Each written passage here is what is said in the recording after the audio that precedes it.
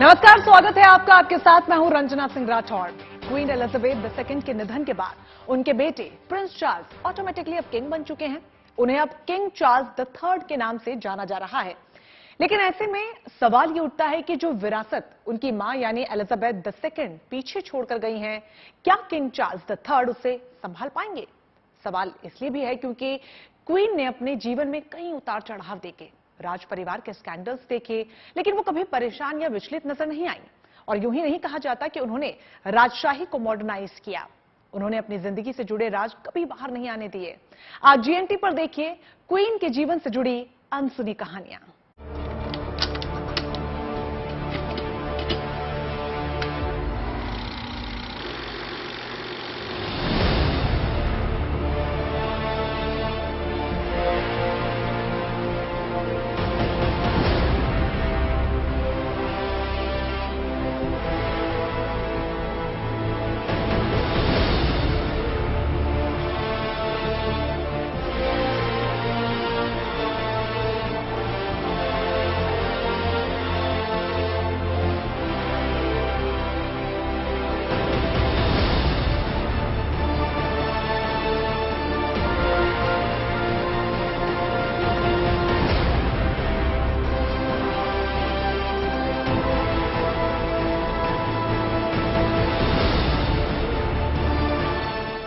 वो 25 साल की उम्र में महारानी बनी।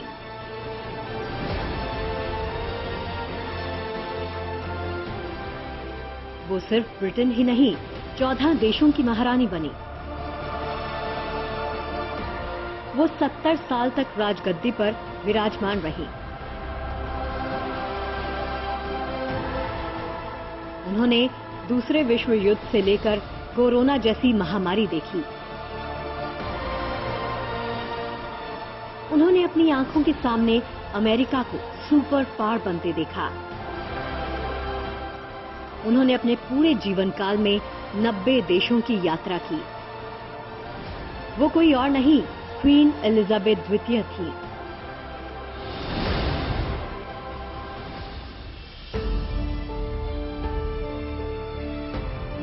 क्वीन एलिजाबेथ ने 6 फरवरी 1952 को पिता किंग जॉर्ज की मौत के बाद ब्रिटेन का शासन संभाला।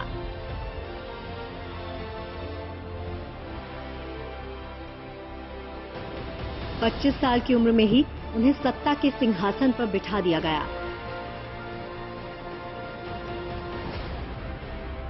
क्वीन एलिजाबेथ ब्रिटेन के इतिहास में सबसे लंबे वक्त तक शासन करने वाली पहली महिला सम्राट बनी।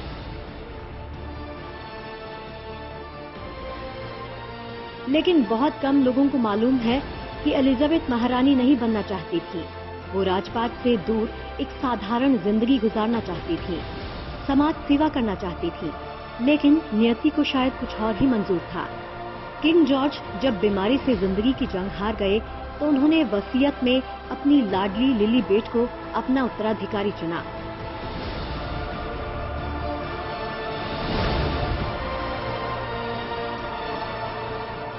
जी हाँ, लिली बेट। क्वीन एलिजाबेथ द्वितीय को उनकी मां और नानी के सम्मान में Elizabeth Alexandra Mary Windsor of York नाम दिया गया था। लेकिन बचपन में उन्हें प्यार से उनका परिवार लिटिल लिली बेट कहता था। ऐसा इसीलिए क्योंकि वो एलिजाबेथ का ठीक से उच्चारण नहीं कर पाती थी। अपनी दादी क्वीन मैरी को एक पत्र में युवा राजकुमारी एलिजाबेथ ने लिखा था, प्रिय दादी, प्यारी सी जर्सी के लिए बहुत बहुत धन्यवाद। हमें आपके साथ सेंडरिंघम में रहना अच्छा लगा। मैंने कल सुबह सामने वाला दांत खो दिया।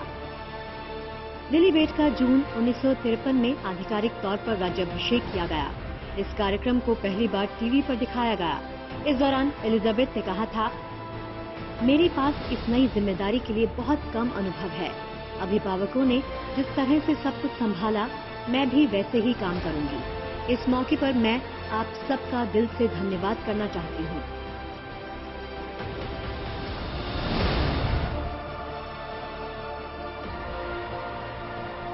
एलिजाबेथ भले ही महारानी थी, लेकिन उन्होंने 1952 से टैक्स यानी कि करों का भुगतान भी किया। जब 1952 में महारानी के वीकेंड निवास विंडसर कैसल में आग लग गई तो जनता ने मरम्मत के लिए लाखों पाउंड के खर्च के खिलाफ विद्रोह कर दिया। लेकिन वो स्वेच्छा से अपनी निजी आमदनी पर कर का भुगतान करने के लिए राजी हो गईं।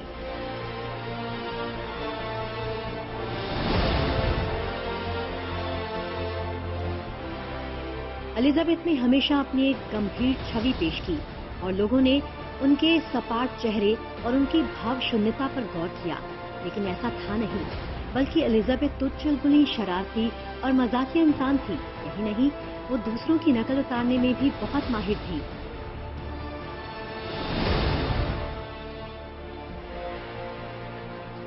क्वीन एलिजाबेथ को कुत्तों से बेहद प्यार था। राजकुमारी डायना ने कथित तौर पर कुत्तों को महारानी के साथ चलती कालीन कहा था, क्योंकि वो हर जगह उनके साथ होते थे। एलिजाबेथ की एक बायोग्राफी में लिखा गया कि बचपन से ही उन्हें घोड़ों और डॉग्स के साथ काफी लगाव था, जो जीवन भर रहा। बाद में तो एलिजाबेथ घोड़ों की रेस पर दांव भी लगाने लग गईं।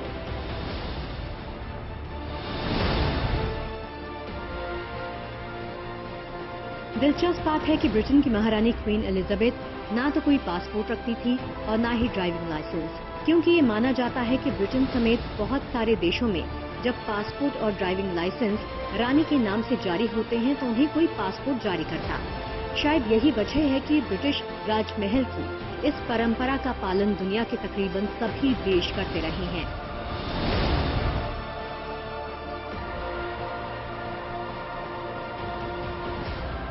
अपने शासनकाल में क्वीन एलिजाबेथ के सामने कई मुश्किलें आईं, जिनका सामना उन्होंने अकेले दम पर खुद किया।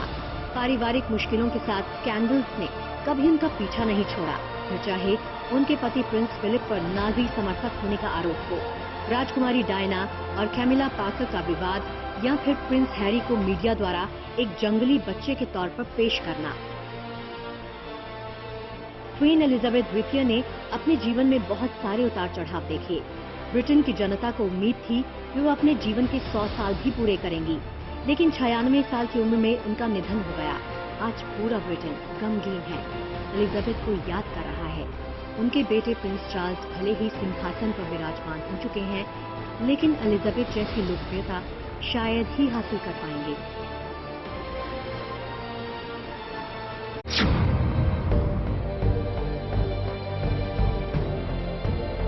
ब्रिटेन की महारानी एलिजाबेथ का 7 दशक लंबा कार्यकाल रहा।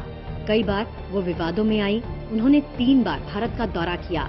1961 में जब वो पहली बार भारत दौरे पर आईं, तो नेहरू जी नाराज हो गए थे।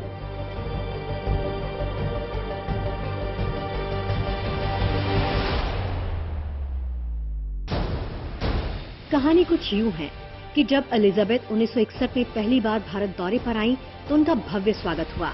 एयरपोर्ट पर तत्कालीन राष्ट्रपति राजेंद्र प्रसाद और प्रधानमंत्री जवाहरलाल नेहरू ने उनकी अगवानी की। हालांकि इस यात्रा के दौरान कई विवाद भी हुए।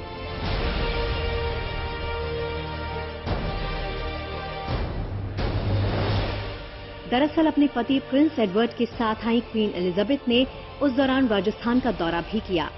जयपुर में महारानी का स्वागत ठाट बाट के साथ किया गया। स्वागत में राजस्थानी संस्कृति की झलक के साथ हाथी, घोड़ों और ऊंटों का इस्तेमाल भी किया गया।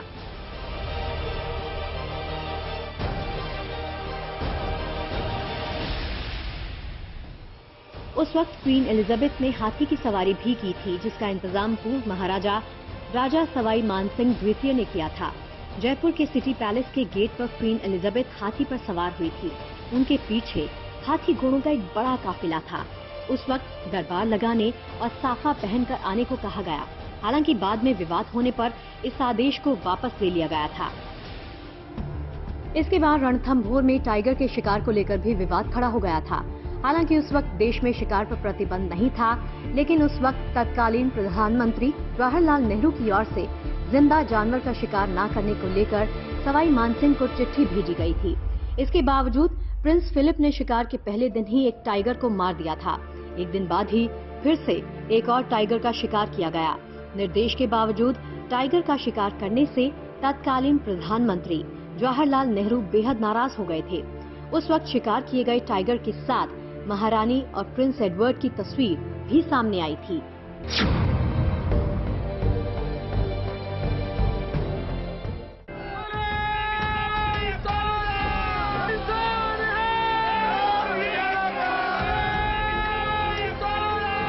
1961 के बाद महारानी एलिजाबेथ 1883 और 1997 में भारत दौरे पर आईं और वो 1983 में कॉमनवेल्थ देशों की बैठक में हिस्सा लेने भारत पहुंची थी। 1997 में ब्रिटेन की महारानी भारत की आजादी के 50 साल पूरे होने पर आखिरी बार भारत आई थी। इस दौरान उन्होंने अमृतसर का भी दौरा किया था। वहां उन्होंने सिखों के सबसे पवित्र स्थल स्वर्ण मंदिर में माथा टेका था।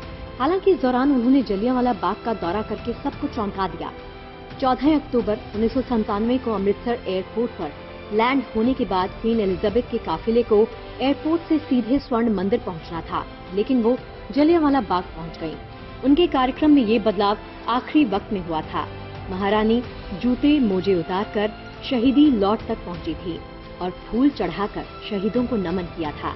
यहाँ पर उन्होंने शहीदों की याद में 2 मिनट का मौन भी रखा था। विजिटर बुक पर साइन भी किए थे। महारानी करीब 15 मिनट जलियांवाला बाग में रही थी। ब्रिटेन समेत 15 देशों की महारानी का ये रूप देखकर दुनिया हैरान रह गई।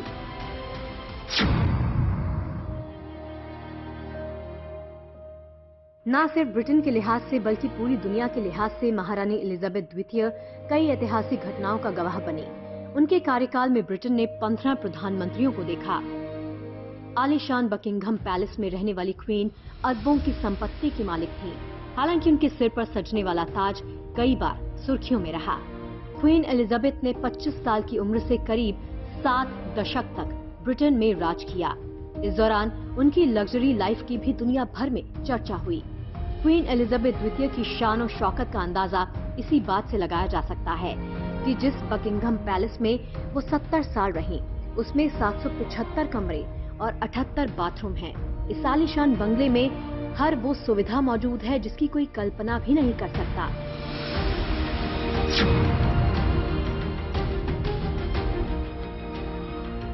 महारानी का ताज भी दुनिया भर में आकर्षण का केंद्र रहा, क्योंकि इसको करीब 2900 कीमती पत्थरों के साथ सजाया गया था। इस ताज की कीमत करीब 4500 करोड़ रुपए है। इस ताज में भारत का कोहिनूर हीरा भी जड़ा हुआ है। ऐतिहासिक कोहिनूर हीरा दुनिया के सबसे बड़े हीरो में से एक माना जाता है। कोहिनूर 105.6 कैरेट का हीरा है।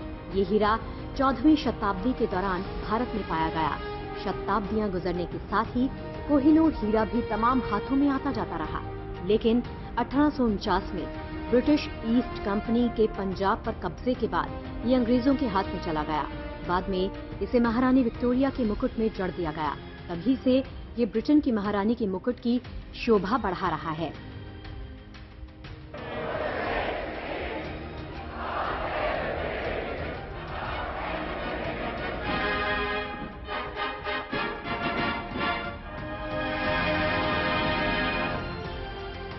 हालांकि भारत समेत दुनिया के कम से कम 4 देशों ने कोहिनूर पर अपना दावा कर रखा है।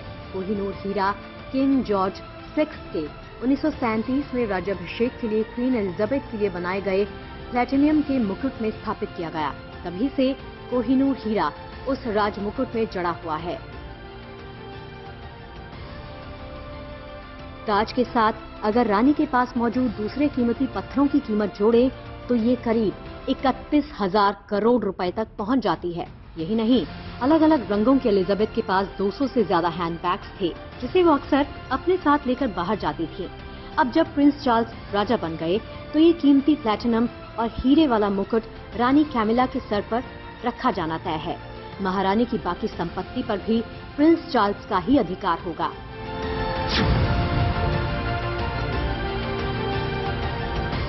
ब्रिटेन की महारानी क्वीन एलिजाबेथ द्वितीय जबरदस्त लोकप्रिय थी। महारानी अपनी लोकप्रियता के चलते पॉप गीतों तक का विषय बन गई थी। बीटल्स ने भी उन्हें हर मैजेस्टी गीत के साथ अमर कर दिया और उन्हें एक बेहद प्यारी लड़की बताया। Bureau report, good news today.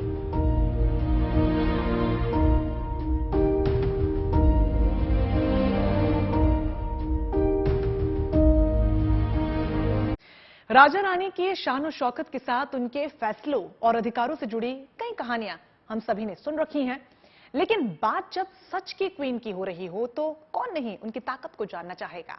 तो चलिए आइए हम आपको बता देते हैं ब्रिटेन की दिवंगत महारानी के अधिकारों के बारे में।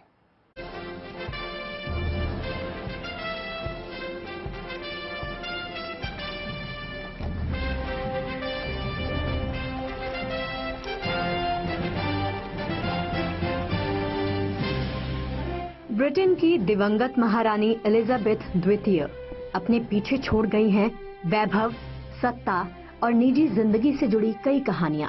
कुछ तारीखों में मौजूद हैं तो कुछ के कोई गवाह नहीं। सबसे लंबे वक्त तक ब्रिटेन की राष्ट्राध्यक्ष रहने के बावजूद शासन सत्ता पर महारानी एलिजाबेथ द्वितीय के अधिकारों को लेकर कई तरह की बातें चलती रहती हैं। कुछ लोग मानते हैं कि वो सिर्फ रबर स्टैंप थी, तो कुछ लोगों की नजरों में यूनाइटेड किंगडम की सबसे असरदार शख्सियत थी। खैर, अब हम आपको महारानी के राजकाज से जुड़े कुछ दिलचस्प पहलुओं के साथ भी रूबरू करवाते हैं। कहते हैं कि यूनाइटेड किंगडम की राष्ट्राध्यक्ष महारानी के पास सरकार की ओर से रोजाना एक लाल चमड़े का बॉक्स भेजा जाता था। इस बॉक्स में महारानी की सहमति के लिए जरूरी दस्तावेज रखे जाते थे। इतना ही नहीं, अक्सर बुधवार को प्रधानमंत्री महारानी से मुलाकात करते थे। ये मीटिंग बेहद ही गोपनीय होती थी। इस मीटिंग में प्रधानमंत्री की ओर से महारानी को सरकारी मामलों की जानकारी दी जाती थी। साथ ही यूके की महारानी के पास सरकारों की नियुक्ति और उन्हें भंग करने जैसे कई औपचारिक अधिकार रहे हैं।